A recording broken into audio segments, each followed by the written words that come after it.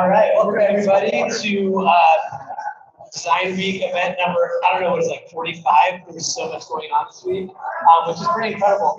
My name is Tony DeVico, and I'm the Director of Creative Operations here at Underbelly.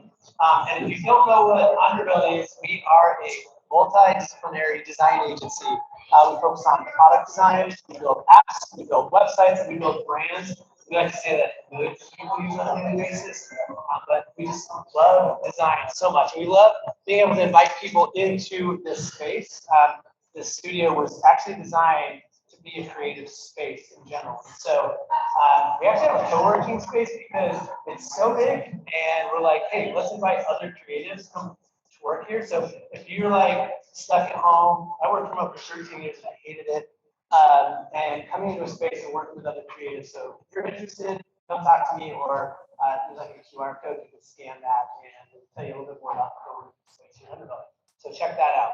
So tonight, you guys all came for a specific reason, and you want to hear from these amazing panelists here. But before we get to that, there's a couple people that we just want to thank. First is we want to thank Lucid for being a sponsor of Product Hive. We want to thank AIGA for putting on this event.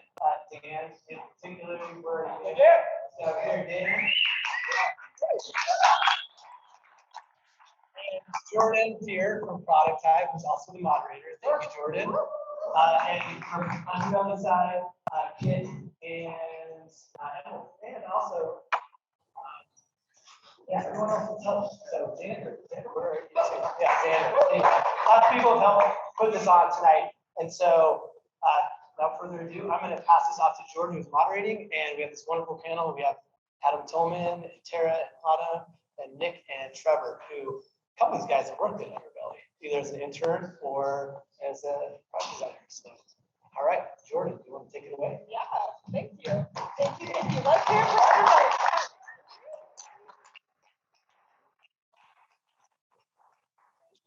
Well, and we are just, oh my goodness, I just pressed something. We're so right. Oh my God.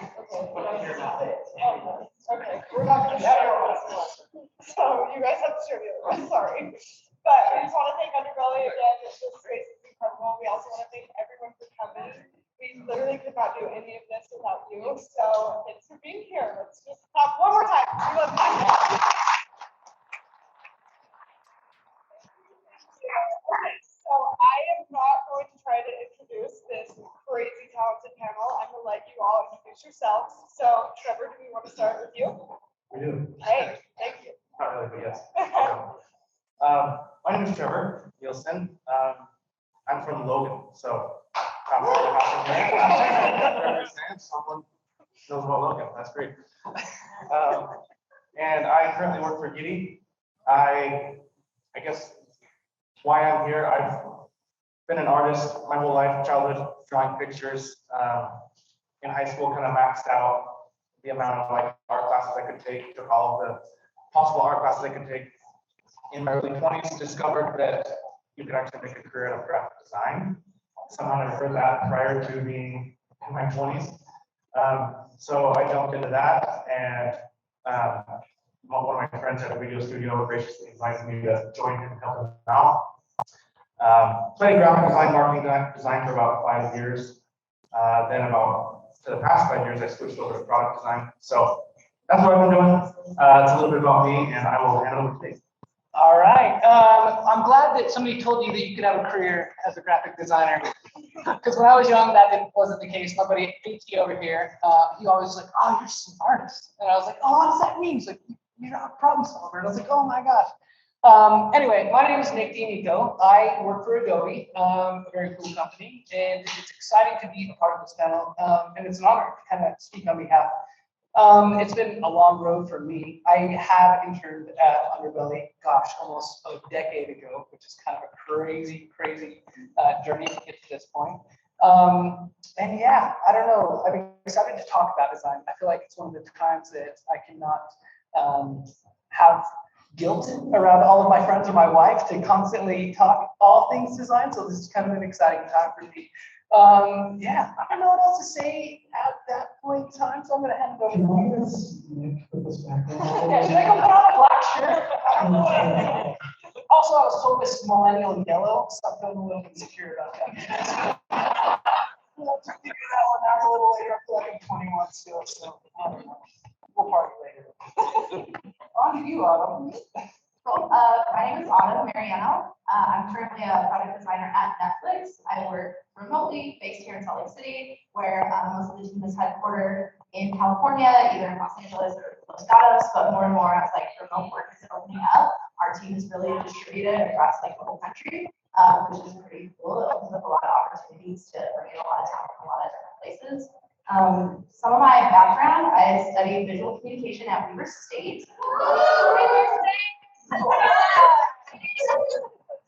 Represent. Cool. I loved it there. I thought it was a really cool program because I got to explore a lot of different avenues. And right as I was getting ready to graduate, I took a couple of interaction design classes and really was interested in how all of that stuff worked. And then I started interning at Underbelly, focused on product design, ended up staying with that crew for like 5 or 6 years. And I got to sample a lot of different types of product design, working with startups and larger companies, so I really got a feel for kind of stuff that I like to do.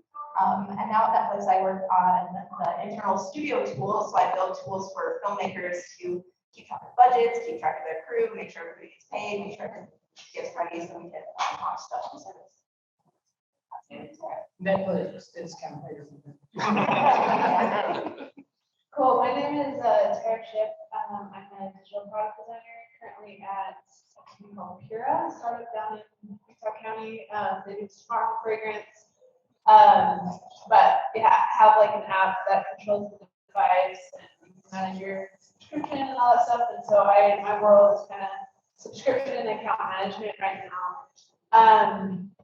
Little background. Started studying like computer science, wanted to be in tech, thought that was kind of the way in. Grew up in a place where there were pretty small towns in Utah.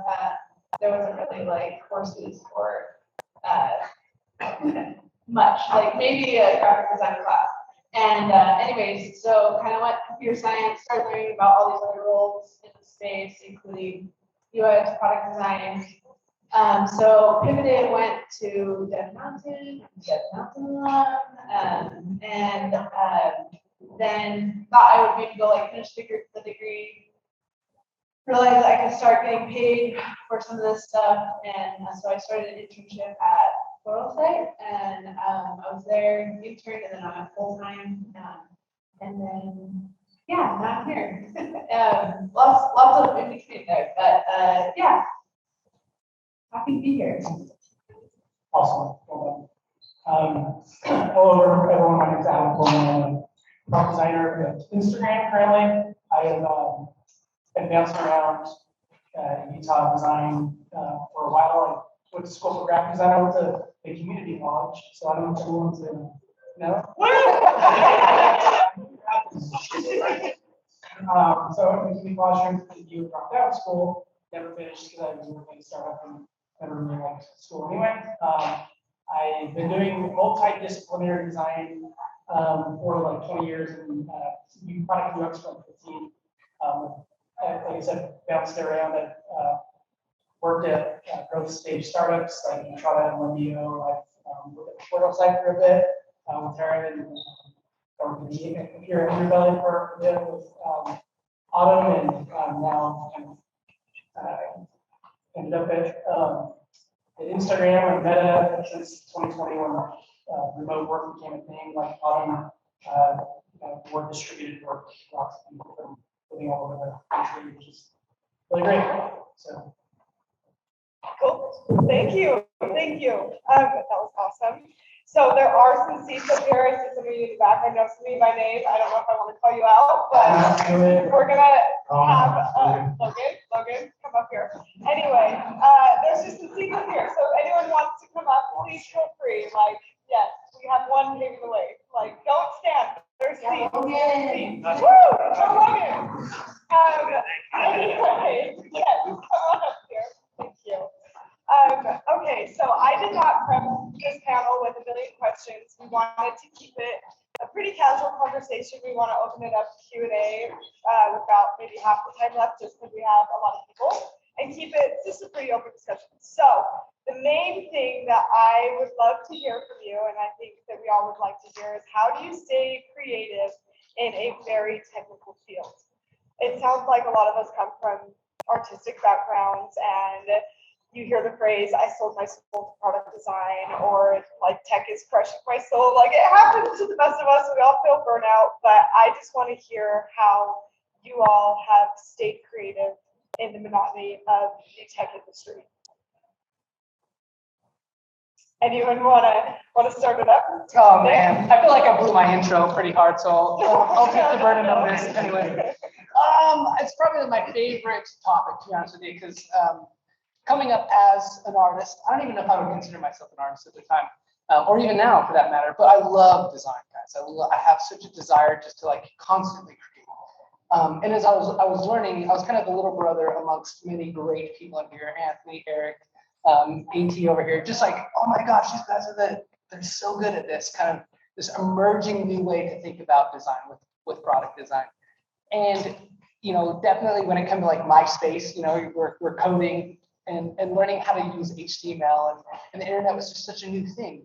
And to actually be relevant, you had to kind of engage with technology. And that was kind of a bizarre thing because it just seemed so foreign, and so you had to have like an education.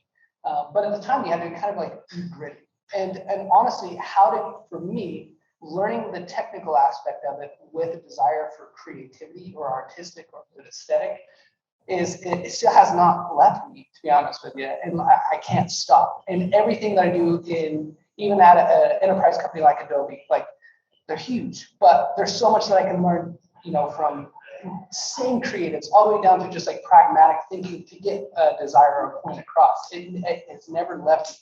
And I think just to have desire is the key. It's not just passion, but like to desire to kind of like constantly push it forward and to learn around us. There's so many talented people that we can learn and glean from, I think. But the reality is that I wouldn't say I would ever be squashed. The only way I'd be squashed is if I lose desire, to kind of like constantly be pushing the grounds. I can still have my pragmatic brain. I'm data-driven, analytical, but I can also have that visceral, like I love good aesthetic, I love art, I love good design, and they have to merge. They have to play well with each other. Because everything that I do from a creative standpoint, and now we live in this digital world, is influenced by product design, by code, by the way in which we're consuming the things. And I have to learn that side. If I'm not natural to it, I need to learn it. And if I'm not creative, I don't even know, I guess, like what that means to some extent, but like, I don't know, you have to have both. You can't just be on one side of the fence. And I think that whether it's graphic design, marketing design, product design, like it's just big design, and have passion and have desire for it. I don't think that personally I'll ever feel squashed, to be honest with you. No, that's good. Yeah, that's awesome. So I like kind of where you're going about like being energized by a lot of like other things in your day-to-day work. Like it doesn't always have to be like greenfield, like starting a new product from scratch. That is the thing that gives you energy. Like my job requires me to put on a lot of different hats, and one of them is like being a creative, but a lot of times my team, I'm really valuable to them because I'm a really good communicator. Like ideas come from all over the team, and it's my job and like my superpower as a designer and visual communicator to help like refine those ideas and share them across the team. I'm also an investigator from time to time, which I think is a fun way to coin the like monotonous work. Like if you want to build a new workflow, you have to figure out like, okay, what are all the things that already exist, like catalog them and organize them. And that stuff can be really energizing too, but it can be kind of a drag. So maybe just like mixing up and going like in and out of those different zones. And then another thing that gives me a lot of energy too is working with users. So I'm fortunate that the stakeholders that I build for are business. So I get to chat with them regularly and really learn about their lives and you know how the things that we're making could make their lives better if we do it right. Yeah, so I avoid feeling like my soul is squashed by doing all those other energizing things. I think something you said that I like is that you don't have to start from scratch. I like to think about what we're doing as all of us are in product design, right? And we're building the internet. Like we're not creating the internet from scratch, but we're adding to the conversation where it's layer upon layer. We're jumping on the backs of decades of brilliant creators before us that made it possible.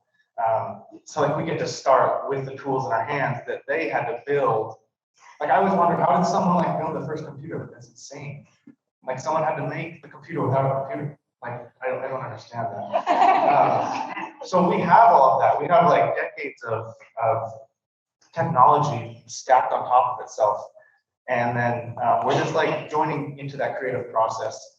And I think the creative process in tech is so identical to the creative process in art. Like you do some mood board, it's like your competitive analysis in a product.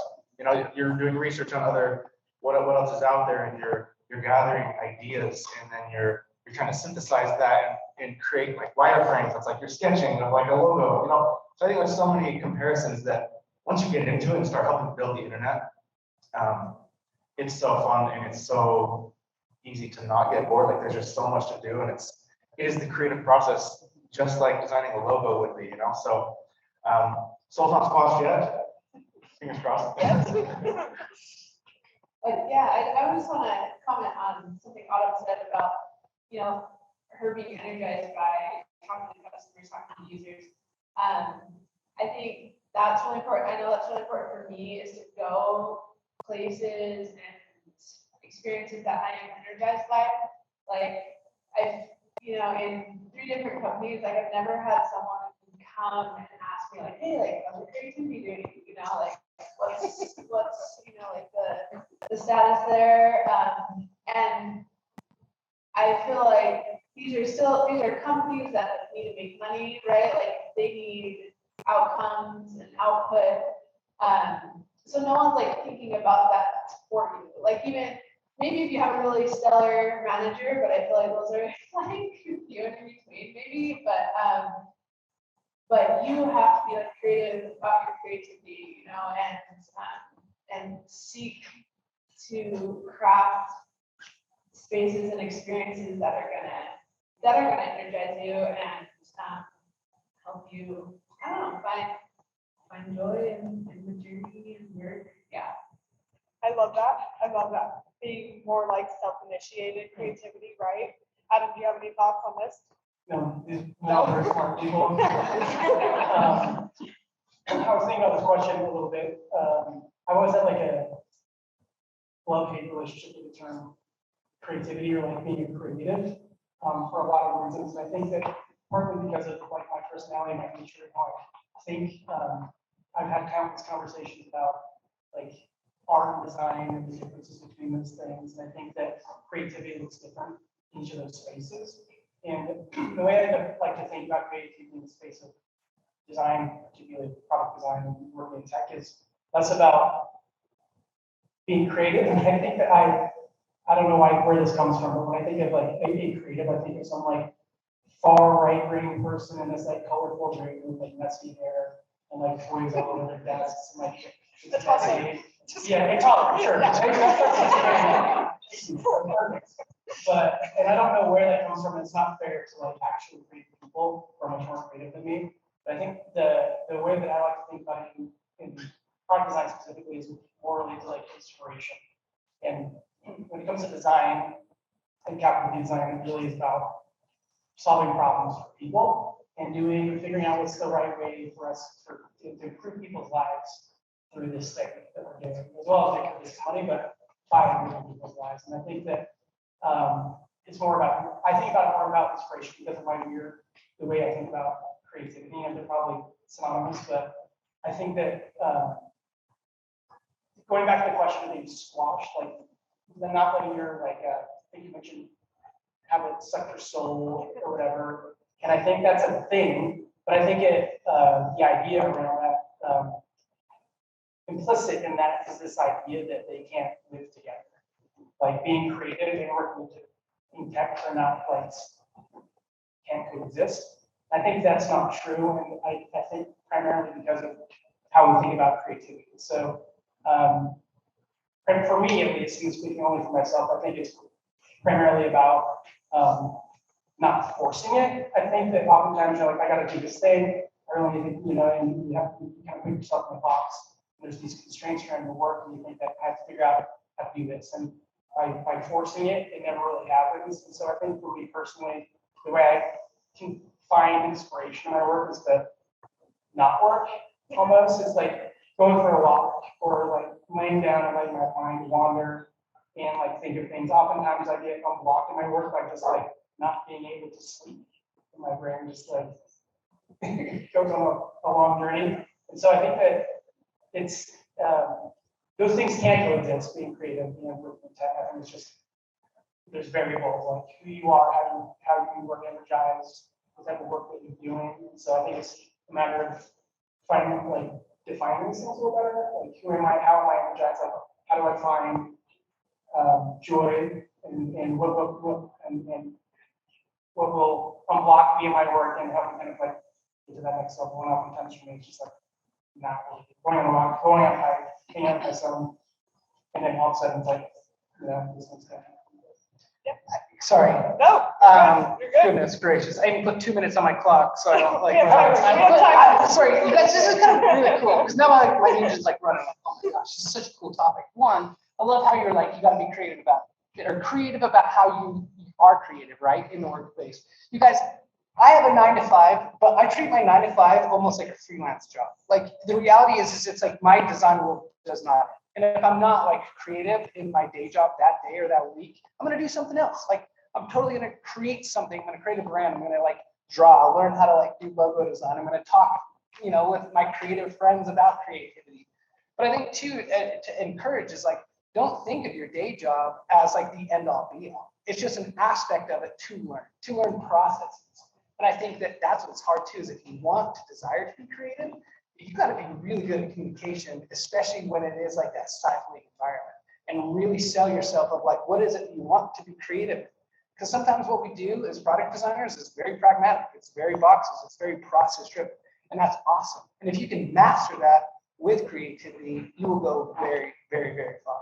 But I do agree, you do have to have some sort of exhaust valve for yourself so you don't feel stifled. But honestly, shift your mind frame to think of your job as just like another aspect of your design output, and then do something else, and then do something else. It's like, I encourage freelance so much with, as I manage teams in the past, to like do it, learn people, learn processes, get that creativity out. And then when you come to your day job, you're a little more structured. And it's a little more rewarding, but everybody benefits from it. Your 9 to 5 benefits from it. Your clients benefit from it. Your peers benefit from it. So if you're feeling stifled, I would say do another project and just treat your day job like an aspect of design, but it's not the end of the world, I guess, as I would say. Yeah, I think that's completely the right mindset to have, right? Like we don't need to live and die by these 9 to 5s. So I completely agree with that. One misconception I feel like people have, I had it when I was entering the field, is that if I end up at one of these bigger companies, I'm just going to be designing a button, and that's going to be my job. I'm going to Facebook, I'm going to design just the post experience or something like that, where you're just designing, you're just a pixel pusher, right? But at the end of the day, so my question is, at these bigger companies, and even wherever you're at, wherever you've been, have you been able to wear different hats and be exposed to different things, and try new things so you know what you like and you find that desire? Yeah, I'm a really big fan of the rise of the design system because I don't have to design buttons and things. I can instead design workflows which is where I feel like there's a bigger impact. And I think there's a place for all of those things. Like the team that works on the design system, they're putting in a lot of hours to enable me to like level up my work. And even so, like I can offload, if we're equipped with like a really great design system, then I can offload some of those like no-brainer things where you don't need a designer to come in and tell you to put a button here. Be like, an engineer can know where to put the button. Like I don't have to teach that. And so it'd be like, we know where the design system is, like put a button there. We know what we want to do. And so we can like really focus on looking at, okay, what is the problem that we're trying to solve, and what is going to be the right solution to that? Because that's where I think like creativity really lives, is like you're trying to get to an outcome and nobody's going to tell you how to get there.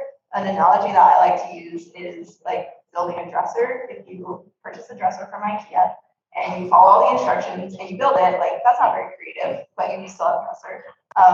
The creative version is if you have like a pile of scrap wood and you're like, I'm gonna build a dresser out of that and I'm gonna decide how it is and how it works and all that stuff.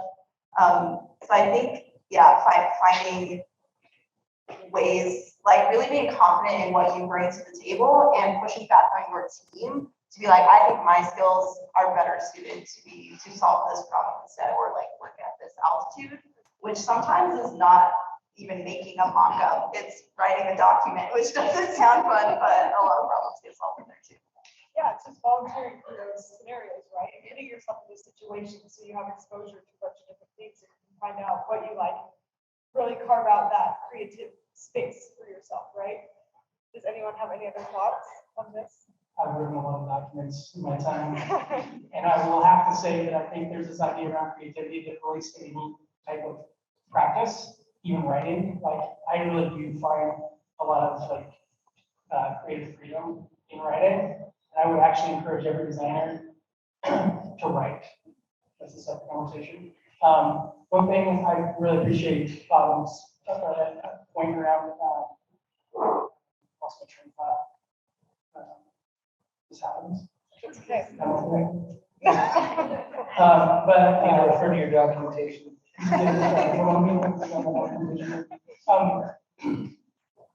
Working at a large company has unique benefits and drawbacks. We were talking about this actually.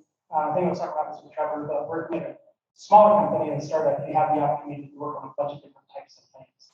When it comes to disciplines specifically, right? You can do some marketing design, communication design.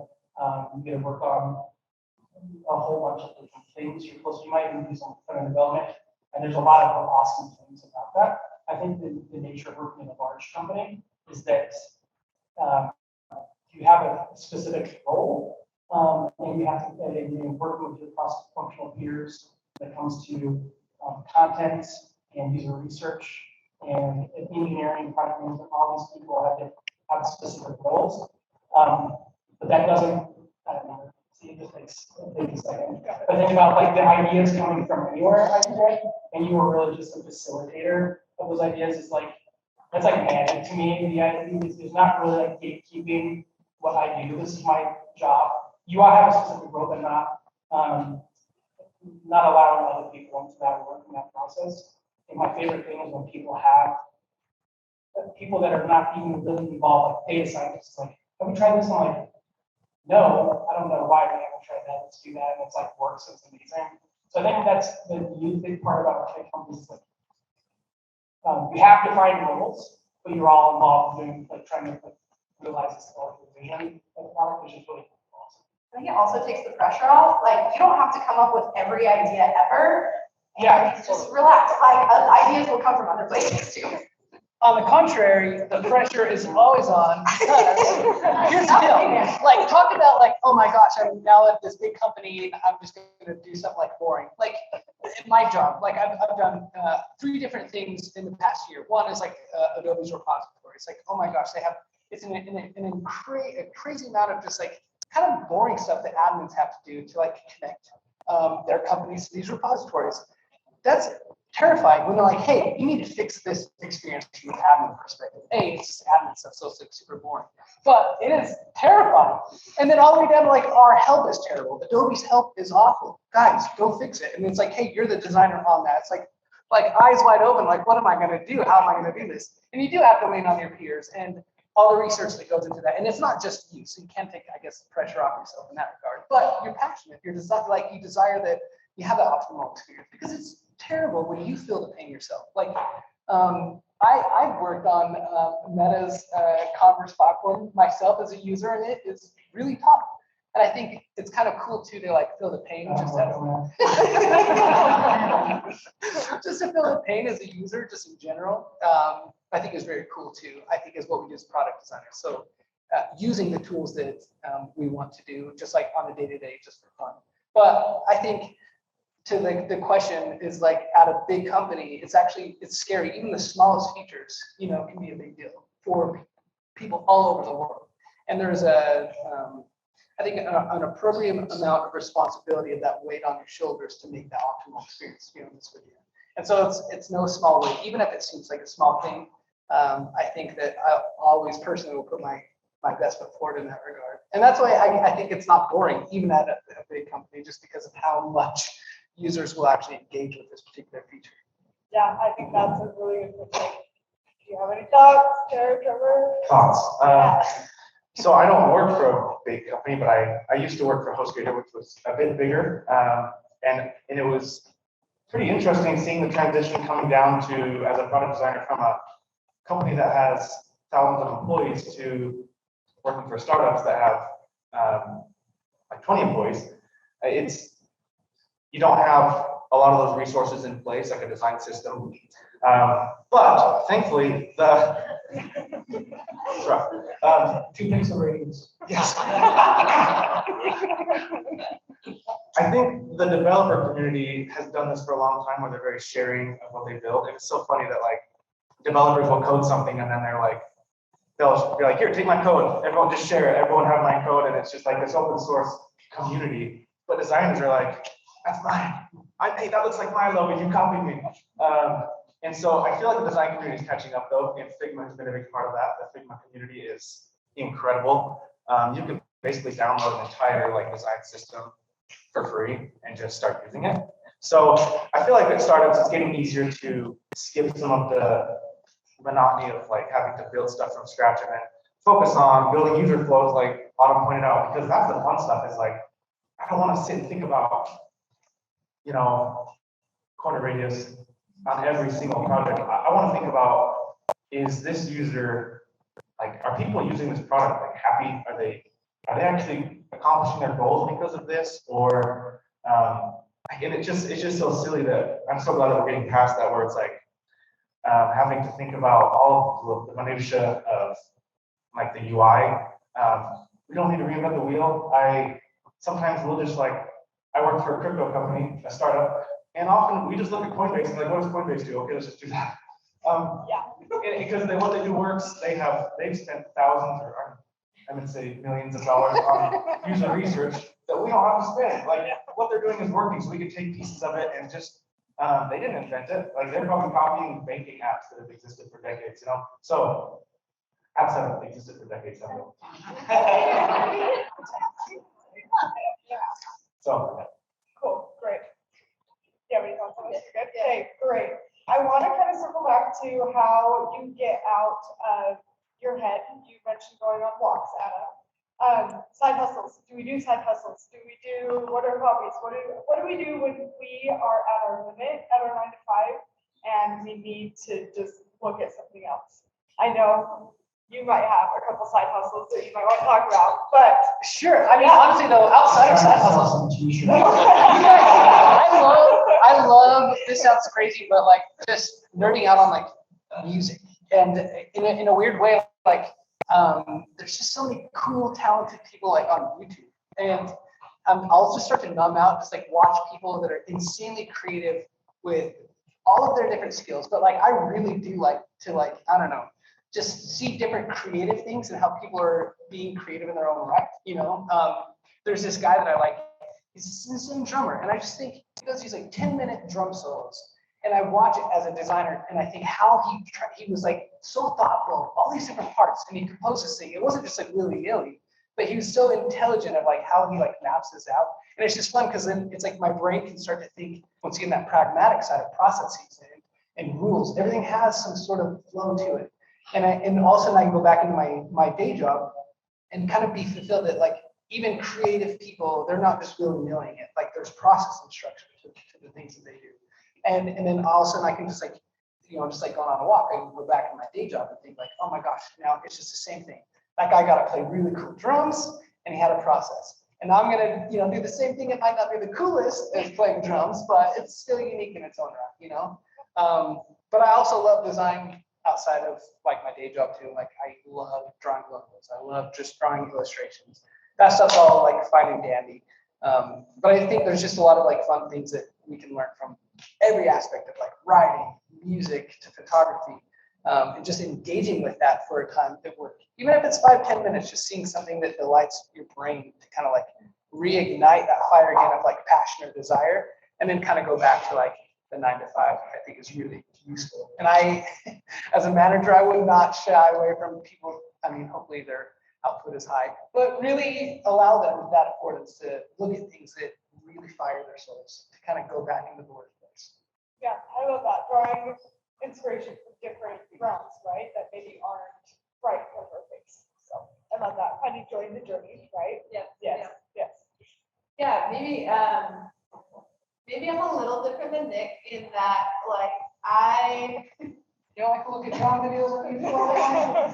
not quite, but I do believe though in like the synergy that comes from like seeing other creative and inspirational things, like whether or not it's like someone designing, but like I think that's why it's so powerful, like be outside, be in nature. Like I think that's really inspiring, healing, energizing to me. I've tried like the freelancing on top of the 9 to 5 and it doesn't work for me. Like I can't just like be on a screen all day. So finding ways to be away from the screen. I love Adam's example of, you know, walking around with your kids or laying down, you know, I think that's so important. Like truly believe that like stress is the enemy of creativity. And so like, how are we taking care of our minds? How are we like taking care of our mental, you know, like therapy, like you gotta have it, honestly. Yeah, so yeah, that was a little bit of a word vomit, but No, not word vomit. No, this is great. You got to take care of yourself. Yeah. yeah, I'm in a similar boat. I avidly don't side hustle or freelance. It's really draining to me. And I prefer to use my time outside of work to rest and like connect with my family. And I like my like outside of work creative things to be really bite-sized. So if I like don't pick them up later, like it doesn't matter. So I like cooking for that reason. I can start and finish something and it can feel creative if I want it to be, or I can follow a recipe if I like don't want to use that side of my brain. I randomly will try to paint things, but I'm not like pushing myself to like have a certain output or like do it for a certain reason other than like I thought I might like to try it. I craft with my mom, my sisters-in-law, and that is fun and creative. So yeah, I like to keep it small and with like low stakes. I like the low stakes like creative snacks. I love the bite size. Snacks. One more thought. I mean, I don't just watch YouTube videos of drummer belly on. So I do on the this is kind of just like how different we can all be. Is I'm actually opposite. I thrive on freelance, you guys, because when I am stuck at work and I'm frustrated and the problem is difficult and at an enterprise scale, it's slower. And my brain processes so fast. Freelance helps me have those wins that I can actually go and be very effective at work. And that's not for everybody because it's exhausting. But I think my mind, for better for worse, just operates at a higher rate. And it's like running a very high-strung dog. Like I have to have some sort of creative outlet. He's a border collie. That allows my mind to kind of have those confident wins in itself. And then I feel really good. It's like almost like relaxed in a weird way, going back to my day job of like, oh, I feel very accomplished. And I feel very like okay about like the slowness of the pace of an enterprise. And once again, that's definitely not for everybody because it can be very taxing. So I wouldn't advise it. But if you are kind of that person, allow yourself to be busy, but know thyself in it as well. Because I think a lot of people look down on like, oh, you're a workaholic. And there's some immense negative ramifications of that. But also, like, if you are high output individual, know how to throttle that, maybe through therapy too. No joke. But it's a positive thing too if you have that mind frame. But freelance definitely helps me creating projects, owning my own little side hustles, helps me kind of like scratch that itch on that day-to-day so that I feel okay about going into a slower environment at the enterprise scale. Because I think that's where people can get frustrated too with bigger jobs. It's like, it is slow. And you're, you're talented, I'm sure, and you're thoughtful, I'm sure, but you need to really exercise that muscle constantly. And so just kind of look for avenues that you can. But you might not need to do freelance to do that. Which is really cool. Or drum videos on YouTube. I love what you said though about like knowing yourself, and I think self-awareness is like the biggest thing, and really just taking some time to get to know yourself and know what works for you, and then making sure that other people don't put things on you. So you said people call you a workaholic. Well, you're like, I know that this works for me. Yeah. People might look at me and be like, you're not that creative. You don't even do anything outside of work. I'm like, oh, I know what works for me, but I'm comfortable with that. Yeah, go for it. I think something that helps is don't be too hard on yourself for changing hobbies. I feel like we live in a world of hyper productivity, and there's a lot of really, like we have eyes on the most talented people on earth, the Elon Musks that are just like doing all the biggest things, and it can make us feel guilty for like having like a little, like taking time to ourselves. It's like, oh, I should be side hustling, I'm not pushing hard enough. But I think that culture is a little bit toxic to make someone feel like they should. If you want to and you choose to, that's great. They're not happy. Elon Musk is not very happy.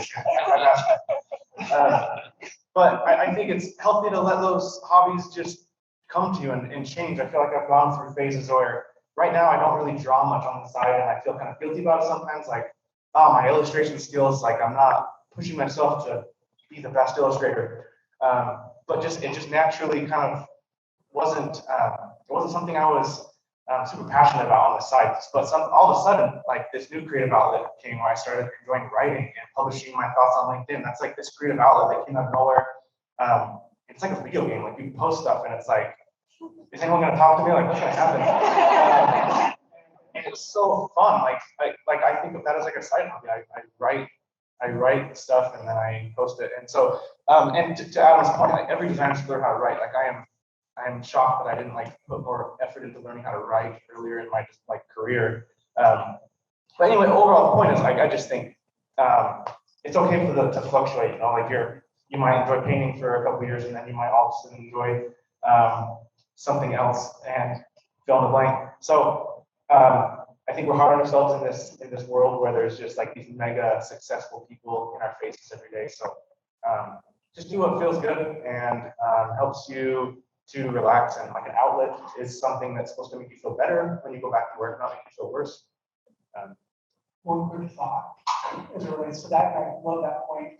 Like Tara said, the stress being like the enemy of creativity. I think like that perfection is also an enemy of creativity, because I think we can be so like the expectations we put on ourselves and our assumptions of the expectations that other people are putting on us can really, in my opinion, be like a way that like hampers inspiration, because we feel like we have to do something and we're not doing enough, and there's expectations on us. I completely agree that giving yourself space to not have expectations of yourself and let things come as they will, I think can open the door more for creativity and inspiration, such as like not worrying about being perfect or like hitting some kind of level. Is definitely important. I understand totally. Yeah, knowing yourself and knowing like your boundaries too. I'm exactly like you. So I do way too many things and everyone's like, please just calm down. And I'm like, no, it's fine. But yeah, I think just knowing yourself and knowing like what you can handle and what really brings you happiness from being creative or from just your 9-to-5 or whatever, and advocating for that and being clear on those communications will help you immensely in the long run. This has been a great conversation. We have like 20-ish minutes for questions. There's a lot of people here, so we'll take a few, but I'll pass the microphone around. Does anyone have any questions for our panelists? Yes. Yeah, hi. I love where the conversation went. I love that initially I was feeling what you were describing, where it was like, if you don't feel like designing, the answer is more design. And I don't feel like that personally. It was kind of scary. I was comparing myself to everyone. There's no question. I'm just kidding. Yesterday I had an experience where I want to continue the conversation about comparison because yesterday I had a really scary moment where I was in the same room as someone. I learned they had the same like job title as me, and when they spoke, I was like, holy shit, they know a million times more than I know about any of this stuff. So how do you balance that?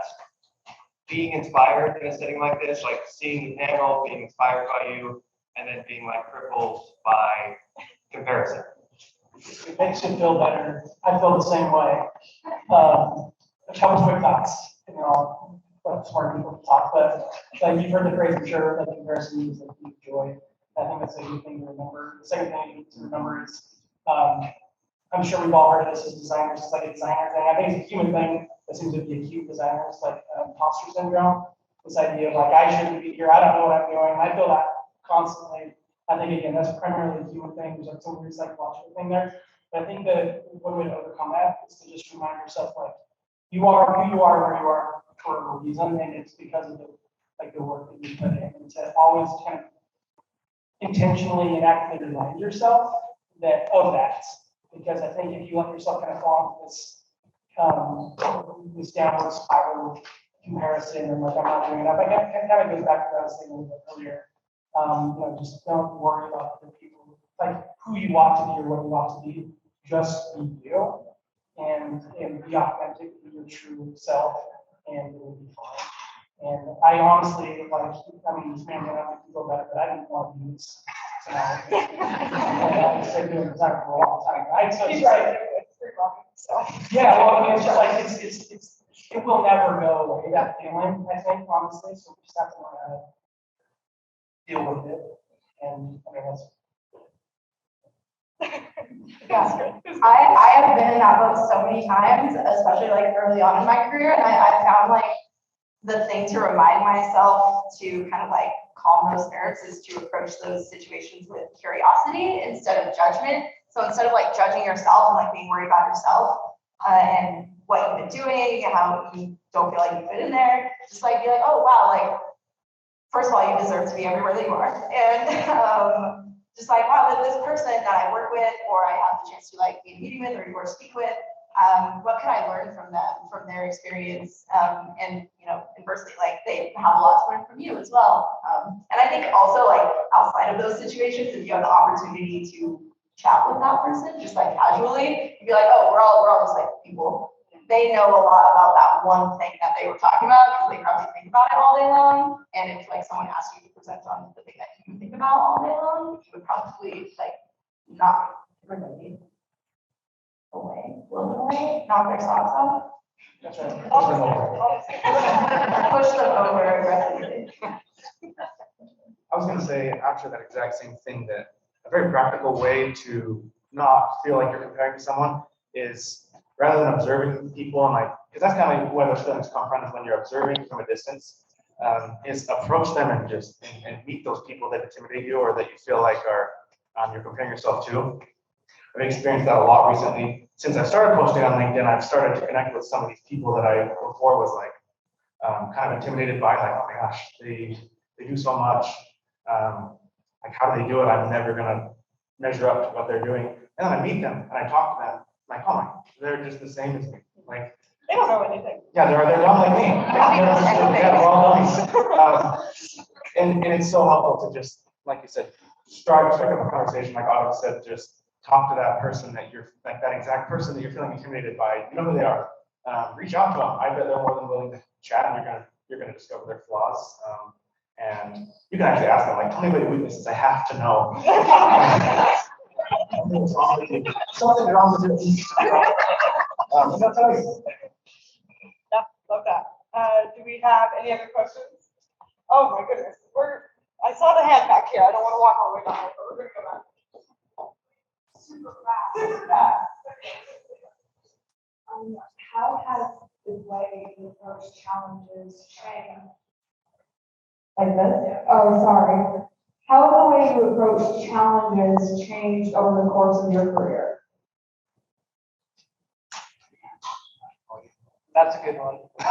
Oh man, sorry. I just gotta say that. I love that question. I could sit on that one forever. But I'm gonna answer this question. Man, I would say it does have, it's a good segue from insecurities, because I think challenges arises from your inability to think of yourself as an expert in the field. And not in a weird, like narcissistic way that I know, but having that confidence, you gotta be like, okay that, hey, I know what I'm doing to the best of my ability. But the way that I approach it now is that I have to know that that weight is all not on my shoulders. Like I have a great team with me. I have so many members that can add things that I may not even take into consideration. And if I'm humble and wise enough, I know that I'm not the smartest person amongst brilliant peers, engineers, product developers, people that are even on like the C level that have these business objectives that I can agree or disagree with. But the way that I have to approach it now is with a very submissive state of like, I don't know. And I have to understand what is going on to the best of my ability. The moment I go in there with absolutes is just, and I have as a younger person, trying to have that confidence or fake my confidence, and it's never gone well. But as I've approached it with more of like, I don't know what's going on, and I'm around very creative, very brilliant, very talented people that I know that are not thinking ill of me if I make a mistake. And I can be candid, I can be vulnerable, and I can totally fail. And I can be confident that my peers are people that know that failure is positive and that's progressive. But the moment that we can't feel safe to fail is a terrible place. But I think that how I challenge it now is I've really had to be confident in myself to fail, and confident in my peers to know that, hey, we do have weaknesses. We all have weaknesses. But the reality is that once we think the best about each other and our environment, totally changes the way you problem solve and how you engage in the future. Yeah, I love that. And I think for me, it's been finding safe spaces to fail. Like, and then second thing that I feel like has been like a paradigm shift is, this is like I feel like the design side of my brain thinking, but as soon as I realized that there's like infinite amounts of ways to solve challenges or problems, like there are infinite solutions versus like even the phrase like I need to solve this problem or what is the answer. I think a lot of us grew up with that thinking. But as soon as I realized like, hey, there's an infinite amount of solutions to these problems, to these challenges, and I might have that solution, and the challenges, as soon as I started thinking like, oh, like these people around me like have the same odds as I do of like getting a solution that works, and we're all just like trying to get to that space. That was really liberating for me. Maybe I'm the only one that has ever like thought that is like super linear, trying to like force an answer or a solution. But yeah, realizing that there's lots of ways to solve problems, to solve challenges. You're not the only one. I think we're all there, so yeah, I think that's great. Just a thought on that. I love so much those that old saying like, you want to go fast, you go alone. You want to go far, you go together. And it's not just that it's our way of doing it or one person's way, but you really have to be like collectively, how are we going to achieve this? Nobody wants, I mean, you don't want to just go, oh, it's my idea that was the best. No way. Like you're just kind of like adding, and then you aggregate all those great ideas and it just iterates into something bigger than yourself. And you got to be okay with just kind of like adding to that kind of perpetual ideation process and be okay that you're not the hero of the day, you know? Yeah, yes, I completely agree with that. Okay, I saw one more question right here, and then we'll take one more after that, and I will walk hard. Hey guys, my question is, what do you love to do when you're not at work? And what have you found really helps you reboot for the next day? I love to garden. It's my favorite thing. I've been doing it for like 2 years now, and I'm obsessed with it. So going into the winter, I'm gonna be really sad because it's like a different type of creation where you don't have as much. You can like influence it a little bit, in like taking care of a thing, maybe just put a little seasoning around, and then if you treat it right, it turns into a vegetable. And I think it's fermented. So, I don't know.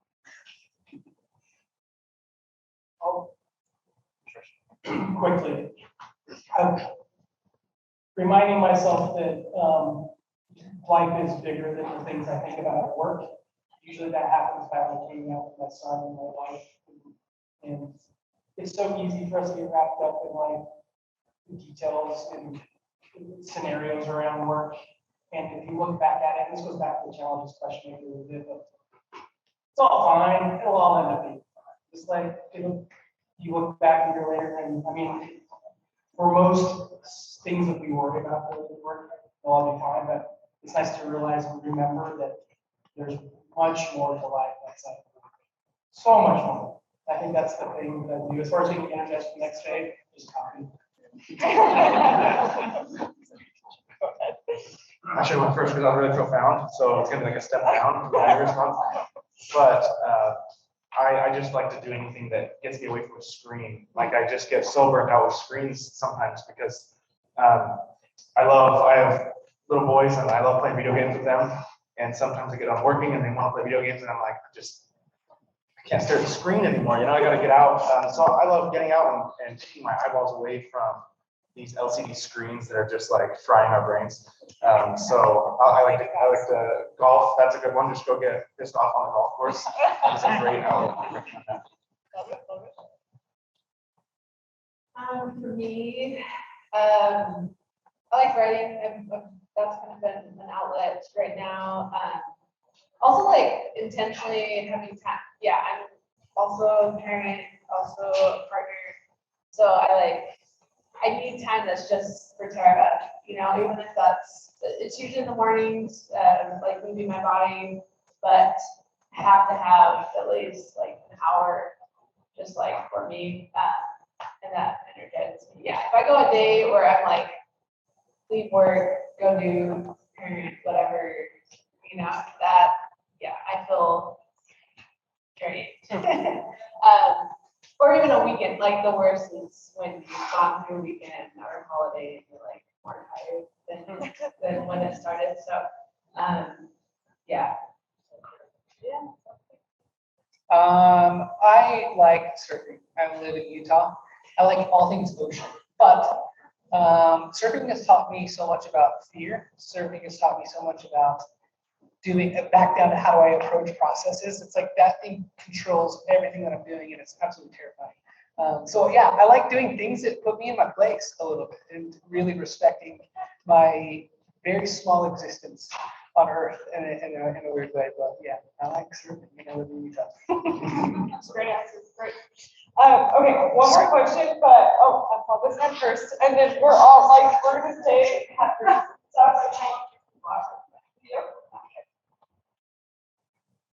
So I'm the age you want to interstate, so I'd love to hear from all of us specifically. But maybe if you could give some tips. I know that a portfolio right now is just, something that I'm kind of things. Maybe one do, maybe one don't, that you suggest for students, creating a portfolio.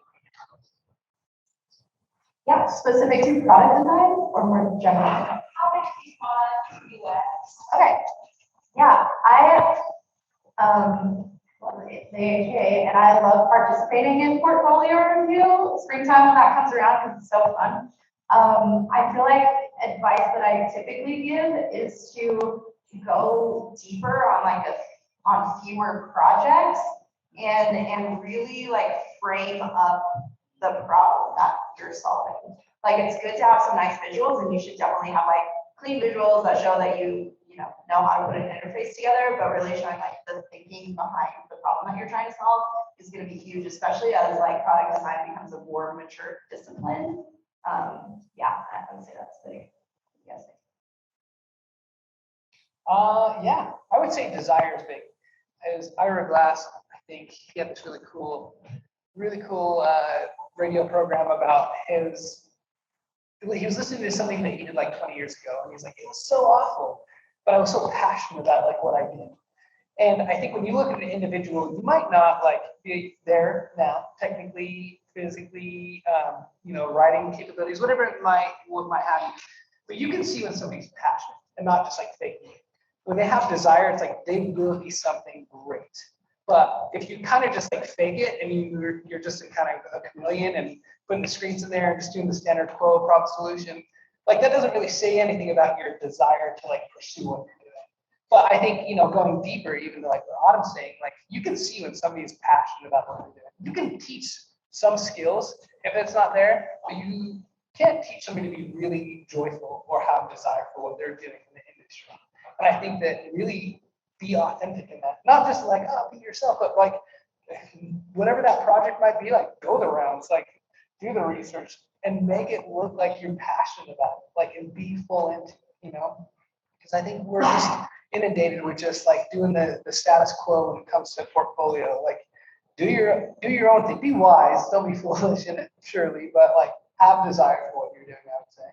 Yeah, that's huge. And I would say too, like being on like the hiring end of things sometimes, that's a huge thing that I look for is like, do I think that this person will care about the thing that we're building? Because if they don't, then it's going to be really hard for them to be happy, and then it's going to be really hard for me to be happy. And so, True. Desire, like passion, yeah. Caring. That's good. Any other thoughts? You agree? I plus one that I also said, I think telling a story with your portfolio, like, don't like just have like 3 case studies. With each of these, you go deep, obvious point, tell a story, make it clear how, like, make it clear what the problem was, what your approach to solving it was, and what the results of solving it were. I'm speaking specifically about product UX design. I think that model could have tied up your things. Because in many ways, design is about problem solving, but yeah, just listen up. Tanner Christensen, he described a way of making case studies. He said, pretend like you're talking to your friend and having a 30-minute chat about this project. What would you tell them about the project? And I just love that because so many projects, like you read it, you're like, this is the same as the last one. Like it doesn't feel very natural or casual. So yeah, just talk about it. Talk about the project, talk about the highlights, the lowlights. You don't need to fit that prescriptive, like you talked about X, Y, Z. That's how the projects look like in real life. Even though that's maybe how it looked in school, it doesn't look like that in real life. So just talk about it like you would tell your friend. I think that's probably the best way to make a case study. Yeah, where are these templates that everyone's getting, and why do we all use the same? AdamTillman.com. Okay, this is a great conversation. Thank you all so much for being willing to be on this panel and answer all the questions that we had. Please stick around. I will all be here to chat, but let's give a round of applause for panel.